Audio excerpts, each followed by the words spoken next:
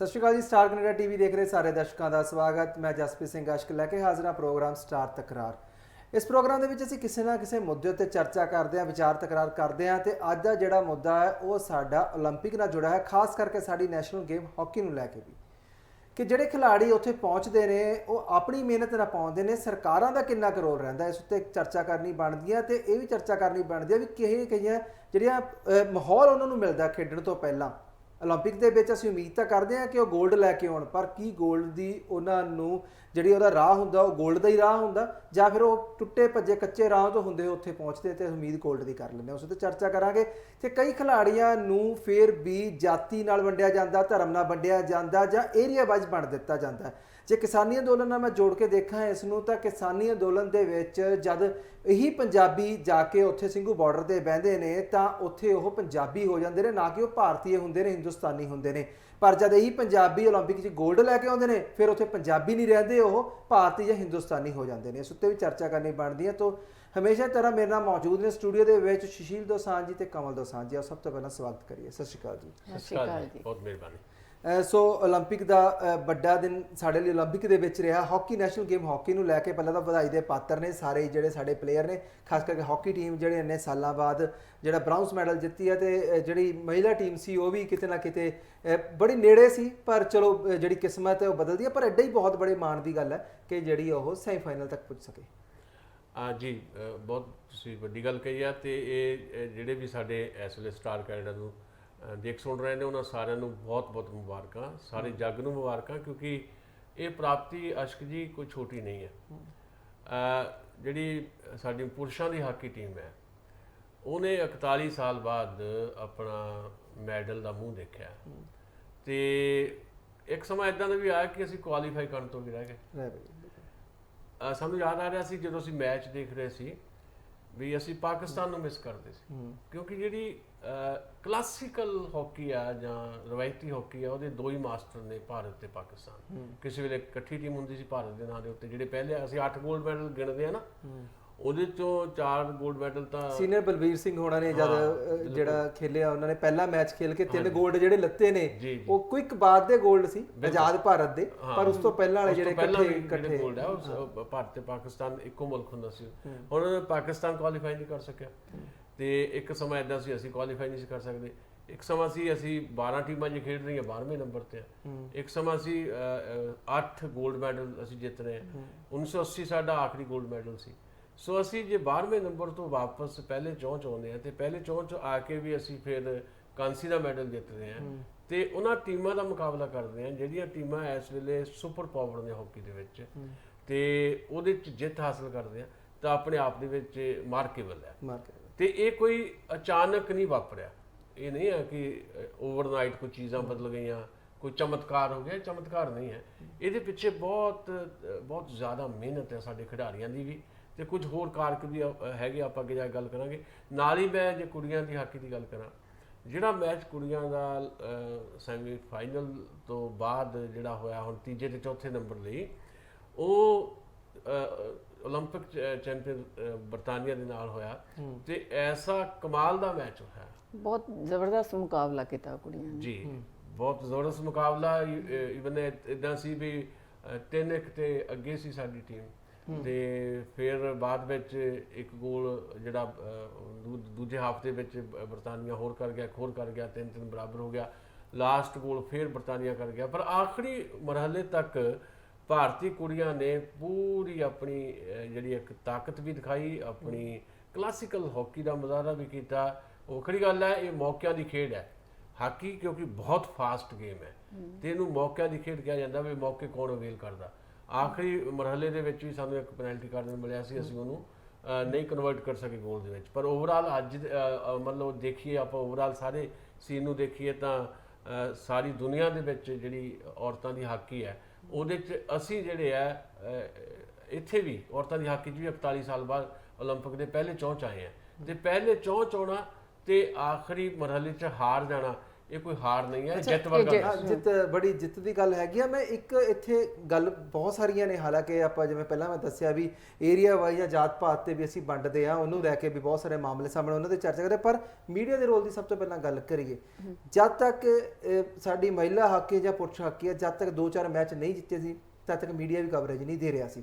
ਫਿਰ ਇਹ ਮੀਡੀਆ ਦੇ ਖਾਸ ਕਰਕੇ ਮੈਂ ਟੀਵੀ ਚੱਲ ਅਖਬਾਰ ਨੇ ਤਾਂ ਰੂਟੀਨ ਨਾਲ ਆਪਣੀ ਕਵਰੇਜ ਦੇਣੀ ਹੈ, ਖਾਸ ਕਰਕੇ ਇੰਡੀਅਨ ਮੀਡੀਆ ਦੇ ਵੱਡੇ ਟੀਵੀ ਚੈਨਲਾਂ ਦੀ ਮੈਂ ਗੱਲ ਕਰਦਾ ਆ, ਇਲੈਕਟ੍ਰੋਨਿਕ ਮੀਡੀਆ ਦੀ ਗੱਲ ਕਰਦਾ, ਜਿੱਥੇ ਕਿ ਫਿਰ ਇਹਨਾਂ ਦੀਆਂ ਫੋਟੋਆਂ ਲਾ ਲੈਂਦੇ ਨੇ, ਟੀਵੀ ਤੇ ਐਂਕਰ ਚੀਕ ਕੇ ਬੋਲਦਾ ਨਜ਼ਰ ਆਉਂਦਾ ਹੈ ਤੇ ਪ੍ਰੈਸ਼ਰ ਬਿਲਡ ਕਰ ਦਿੰਦਾ ਵੀ ਅੱਜ ਦੇਖੋ ਜੀ ਗੋਲਡ ਲੈ ਕੇ ਆਉਣਗੇ। ਜਦ ਤੱਕ ਸਾਡੇ ਪਲੇਅਰ ਬਿਨਾਂ ਪ੍ਰੈਸ਼ਰ ਤੋਂ ਖੇਡਦੇ ਨੇ ਤਾਂ ਵਧੀਆ ਪਰਫਾਰਮ ਕਰਦੇ ਆ, ਪਰ ਜਦ ਮੀਡੀਆ ਪ੍ਰੈਸ਼ਰ ਤੇ ਆਉਂਦਾ ਤਾਂ ਪਰਫਾਰਮ ਡਾਊਨ। ਇਹ ਤਾਂ ਦੇਖੋ ਮਾਰਕੀਟ ਦਾ ਹਿੱਸਾ ਹੈ, ਮੀਡੀਆ ਨੂੰ ਤਾਂ ਇਸ਼ਤਿਹਾਰ ਲੈਣੇ ਆ। ਜਦੋਂ ਤੱਕ ਮੀਡੀਆ ਰੌਲਾ ਹੀ ਨਹੀਂ ਪਾਊਗਾ, ਲੋਕਾਂ ਨੂੰ ਪਹਿਲਾਂ ਉਹਨੇ ਸ਼ਾਂਤ ਰਹਿਣਾ, ਉਹਨੂੰ ਲੱਗਦਾ ਵੀ ਇਹਨਾਂ ਨੇ ਕਿਹੜਾ ਜਿੱਤਣਾ। ਜਦੋਂ ਲੱਗਦਾ ਵੀ ਅੱਛਾ ਗੇਮ ਉੱਪਰ ਜਾ ਰਹੀ ਹੈ, TRP ਚਾਹੀਦੀ ਹੁੰਦੀ ਉਹਨਾਂ ਨੂੰ ਇਸ਼ਤਿਹਾਰ ਚਾਹੀਦੇ ਆ, ਤਾਂ ਉਹਨਾਂ ਦਾ ਸਾਰਾ ਇੱਕ ਮਾਰਕੀਟ ਦਾ ਹਿੱਸਾ। ਜਿਹੜੀ ਦੁਸਾਂਝ ਸਾਹਿਬ ਗੱਲ ਕਰ ਰਹੇ ਸੀ ਨਾ, ਗੇਮ ਸੀ ਵੀ ਜਿਹੜੀ ਉਹ ਕਿੱਦਾਂ ਹੁਣ ਜਿਹੜੀ ਆਜ਼ਾਦੀ ਵੇਲੇ ਤੇ 8 골ਡ ਮੈਡਲ ਲਏ ਆ, ਅਸੀਂ ਗੇਮ ਉੱਪਰ ਸੀ ਥੱਲੇ ਚੱਲਦੀ। ਅਸਲ 'ਚ ਜਿਹੜੀ ਇਹ ਗੇਮ ਹੈ ਨਾ ਹਾਕੀ, ਘੱਟੋ ਘੱਟ 4000 ਸਾਲ ਪੁਰਾਣੀ ਖੇਡ ਹੈ। ਈਰਾਨ ਤੇ ਮਿਸਰ ਤੋਂ ਵੀ ਸ਼ੁਰੂ ਹੁੰਦੀ ਹੈ, ਵੱਖਰੇ ਵੱਖਰੇ ਰੂਪ ਆਏ ਇਹਦੇ, ਇੰਗਲੈਂਡ ਜਰਮਨੀ ਸਾਰੇ ਕਿਤੇ ਆਈ। ਜਿਹੜੀ ਸਾਡੇ ਇੰਡੀਆ 'ਚ ਵੀ ਆਈ ਹੈ ਉਹ ਵੀ ਆਜ਼ਾਦੀ ਤੋਂ ਕੁਛ ਪਹਿਲਾਂ ਸੀ, ਜਦੋਂ ਫੈਡਰੇਸ਼ਨ ਸਾਡੀ ਬਣੀ ਆ। ਅਸਲ 'ਚ ਉਦੋਂ ਸਾਰੇ ਕਿਤੇ ਮਾਹੌਲ ਇੱਕੋ ਜਿਹਾ ਸੀ, ਜਿਹੜੀਆਂ ਸਹੂਲਤਾਂ ਇੱਕੋ ਜਿਹੀਆਂ ਸੀਗੀਆਂ, ਖਾਣ ਪੀਣ ਤਾਂ ਚਲੋ ਸਾਰਿਆਂ ਦਾ ਹੈਗਾ ਹੀ ਸੀ ਵਧੀਆ, ਪਰ ਜਿਹੜੀਆਂ ਜਿਵੇਂ ਅੱਜ ਕੱਲ ਖੇਡਣ ਜਿਹੜੀਆਂ ਸਹੂਲਤਾਂ ਮਿਲਦੀਆਂ ਨੇ, ਜਿਵੇਂ ਗਰਾਊਂਡ ਸੀ ਸਭ ਤੋਂ ਪਹਿਲਾਂ ਆਪਾਂ ਬੇਸਿਕਲੀ ਗਰਾਊਂਡ ਦੀ ਗੱਲ ਕਰ ਲਈਏ, ਸਾਡੇ ਹੁਣ ਦੇ ਜਿਹੜੇ ਗਰਾਊਂਡ ਪਹਿਲਾਂ ਸਾਰੇ ਕੱਚੇ ਸੀ, ਮਿੱਟੀ ਦੇ ਗਰਾਊਂਡ ਸੀ। ਉਹਨੂੰ ਪੰਜਾਬੀ ਖਾਸ ਤੌਰ ਤੇ ਜਿਹੜੇ ਭਾਰਤ ਦੇ ਤੇ ਵਿੱਚ ਪੰਜਾਬ ਦੇ ਹਿੱਸੇ ਨੇ ਬਹੁਤ ਵੱਡੇ ਪੱਧਰ ਤੇ ਇਹਨੂੰ ਅਪਣਾਇਆ ਇਸ ਗੇਮ ਨੂੰ। ਪਰ ਜਦੋਂ ਹੌਲੀ ਹੌਲੀ ਸਾਡੇ ਮੁਲਕ ਦਾ ਹਾਲ ਕੀ ਹੋਇਆ ਆਜ਼ਾਦੀ ਤੋਂ ਬਾਅਦ, ਅਸੀਂ ਖੇਡਾਂ ਵੱਲ ਤਾਂ ਬਿਲਕੁਲ ਧਿਆਨ ਨਹੀਂ ਦਿੱਤਾ। ਸਾਡੀ ਅੱਜ ਤੱਕ ਖੇਡ ਨੀਤੀ ਵੀ ਨਹੀਂ ਕੋਈ ਹੈਗੀ। ਮੰਤਰਾਲੇ ਬਣੇ ਹੋਏ ਨੇ, ਬਹੁਤ ਵੱਡੇ ਵੱਡੇ ਵਿਭਾਗ ਬਣੇ ਹੋਏ, ਪਰ ਖੇਡ ਨੀਤੀ ਕੋਈ ਨਹੀਂ ਹੈਗੀ। ਉਹ ਜਿਹੜੀ ਬਾਕੀ ਮੁਲਕ ਤਾਂ ਹੀ ਤਰੱਕੀ ਕਰ ਗਏ, ਉਹਨਾਂ ਕੋਲ ਸਾਰੀਆਂ ਸਹੂਲਤਾਂ ਨੇ। ਅਸੀਂ ਜੋ ਬੜਾ ਕਹਿੰਦੇ ਆ ਲੈ ਇਹਨਾਂ ਨੇ ਕਿਹੜਾ ਮੈਡਲ ਲੈ ਕੇ ਆਉਣਾ, ਇਹਨਾਂ ਨੇ ਖੇਡ ਜਾਣਾ, ਪਰ ਤੁਸੀਂ ਇਹ ਕਿਉਂ ਨਹੀਂ ਦੇਖਦੇ ਵੀ ਉਹਨਾਂ ਨੂੰ ਤੁਸੀਂ ਦਿੱਤਾ ਕੀ ਹੈ? ਉਹਨਾਂ ਕੋਲ ਤਾਂ ਗਰਾਊਂਡ ਹੀ ਨਹੀਂ ਹੈਗਾ। ਉਹ ਜਿਹੜੀ ਚੀਜ਼ ਚਾਹੀਦੀ ਹੈ, ਜਿਹੜੀ ਦੁਸਾਂਝ ਸਾਹਿਬ ਅੱਗੇ ਇਹ ਵੀ ਗੱਲ ਕਰ ਰਹੇ ਸੀਗੇ ਨਾ ਵੀ ਆਪਣੇ ਉੜੀਸਾ ਦੇ ਜਿਹੜੇ ਮੁੱਖ ਮੰਤਰੀ ਆ ਨਵੀਨ ਪਟਨਾਇਕ, ਹਾਂ ਮੈਂ ਇਸੇ ਗੱਲ ਤੇ ਆਉਣ ਲੱਗਾ ਵੀ ਇਸ ਸਮੇਂ ਹੁਣ ਜਦ ਹਾਕੀ ਟੀਮ ਜਿੱਤ ਕੇ ਆ ਗਈ ਆ ਤਾਂ ਭਾਰਤ ਦੀ ਟੀਮ ਜਿੱਤੀ ਹੈ ਜਾਂ ਫਿਰ ਪੰਜਾਬੀਆਂ ਨੇ ਪ੍ਰਦਰਸ਼ਨ ਕੀਤਾ ਹੈ, ਤਾਂ ਅਸੀਂ ਗੱਲ ਕਰਦੇ ਆ ਪੰਜਾਬ ਦੇ ਖੇਡ ਮੰਤਰੀ ਵੀ ਉੱਠਦੇ ਨੇ ਜਾਂ SGPC ਵਰਗੇ ਵੀ ਉੱਠਦੇ ਨੇ, ਬਹੁਤ ਸਾਰੇ ਉੱਠ ਕੇ ਅੱਗੇ ਇਨਾਮ ਦੇਣ ਦੀ ਗੱਲ ਕਰ ਰਹੇ ਨੇ। ਹਾਲਾਂਕਿ ਪਹਿਲਾਂ ਕਦੇ ਇਹੋ ਜਿਹਾ ਨਹੀਂ ਹੋਇਆ, ਪਰ ਪਹਿਲੀ ਵਾਰ ਹੋਇਆ, ਚਲੋ ਚੰਗੀ ਗੱਲ ਆ।